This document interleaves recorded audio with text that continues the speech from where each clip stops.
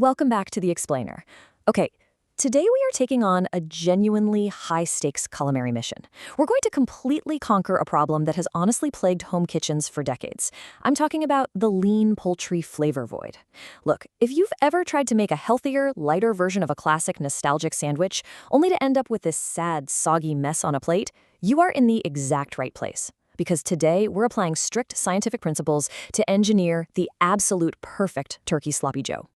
But to actually achieve this, we've got to adopt a completely different mindset. As the source material so brilliantly declares, I am recalibrating my parameters to operate as the protein matrix engineer. We aren't just casually tossing ingredients into a pan today, guys. No way. We are hyper-analytically tackling the structural and flavor dynamics of hot, loose meat sandwiches. We really need to understand the underlying chemistry of what makes this sandwich tick, and more importantly, why it usually fails so miserably when we swap out the meat. And this right here perfectly illustrates the root of the problem. Why does simply swapping beef for turkey usually result in total disaster? Well, just think about the physical properties at play. A traditional sloppy joe relies heavily on the rendered fat of 80-20 ground beef. That fat naturally emulsifies with the tomato sauce, right? It creates this rich, beautiful, mouth-coating glaze. But 93-7 ground turkey doesn't release fat, it releases water. If you just pour a standard sauce over cooking turkey, that water completely destroys your sauce structure, leaving you with a thin, unappetizing, watery slurry. So here is our highly structured 5-phase protocol for today. Phase 1 is aromatic disruption. Phase 2, building an exogenous umami matrix. Phase 3 is our rheological reduction. Phase 4, structural assembly. And finally, Phase 5, a red team analysis to help you avoid catastrophe. Let's jump into Phase 1, aromatic disruption. The goal here is simple: extract maximum flavor. Because our poultry is incredibly lean and, let's face it, inherently a bit bland, our very first objective is wringing every drop of flavor from the meat and veggies before we introduce a single drop of liquid. Here's the exact methodology for building that flavor base. You're going to heat a tablespoon of olive oil over medium-high heat, then drop in 1 pound of ground turkey, half a finely diced yellow onion, and half a finely diced green bell pepper. And I want to really highlight that green bell pepper. It is the classic aromatic anchor for this specific dish. Let it all cook for 6 to 8 minutes, breaking the meat into really small crumbles. But pay close attention to step 3. You must resist the urge to constantly stir.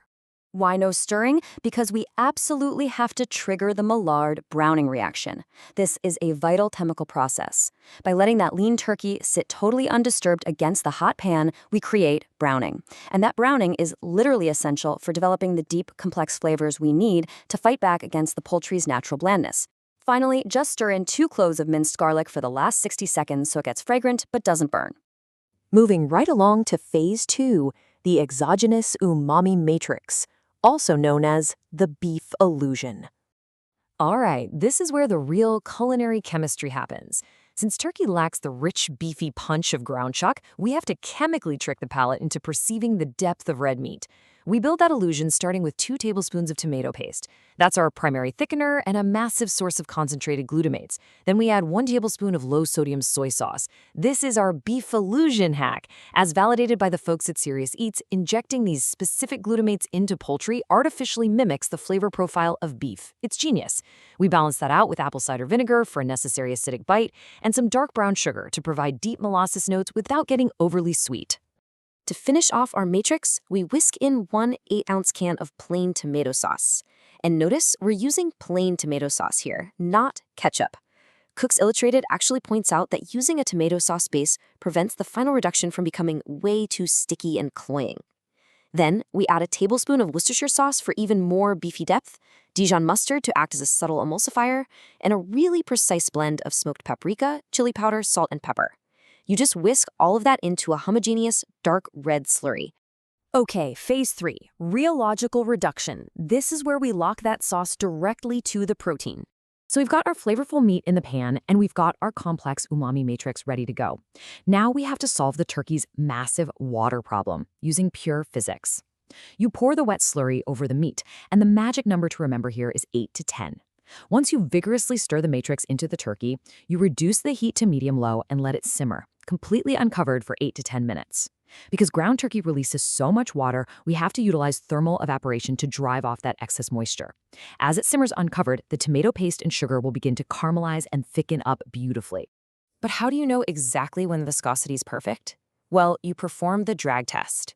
Take a wooden spoon and literally drag it right across the center of the skillet. The mixture is scientifically ready when it leaves a distinct, dry trail that takes a full, slow second to fill back in. That tells you the sauce is finally thick enough to cling perfectly to the turkey crumbles.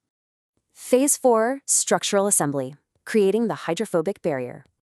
Listen, all of our hard work in the pan means absolutely nothing if the delivery vessel fails us. A hot, loose meat sandwich is entirely dependent on its structural integrity, so the absolute crucial point here is establishing a hydrophobic barrier. You want to grab a soft brioche or potato bun, but you absolutely must toast the inside of those buns in a dry skillet or toaster. This crispy, toasted surface literally repels the heavy, wet sauce. If you skip this step, the sauce immediately saturates the bread, leading to a catastrophic structural blowout that will completely ruin your eating experience. Don't skip the toast. Finally, Phase 5, Red Team Analysis, Avoiding Catastrophe. This is our quality control phase, where we quickly review common user errors and unauthorized shortcuts. Now, the most common question I get, and honestly, the biggest temptation for home cooks, is this. Can we just replace the tomato sauce, the paste, the vinegar, and the sugar with a cup of commercial ketchup to save a few minutes? It seems logical, right? It seems so easy. But let's look at expectation versus reality here. The expectation is a fast, easy sauce hack. The reality?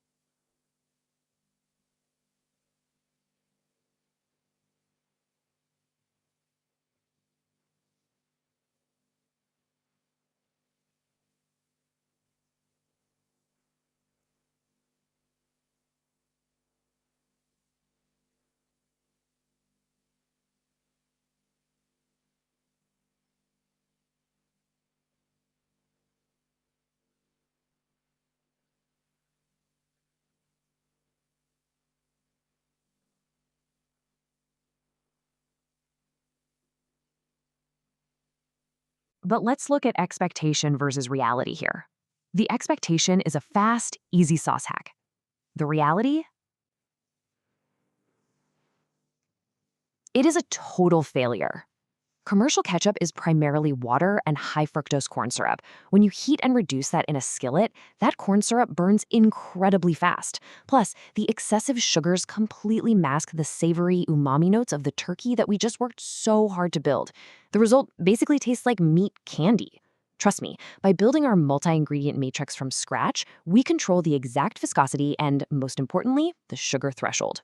Let's look at one more really common issue, the mushy pepper defect.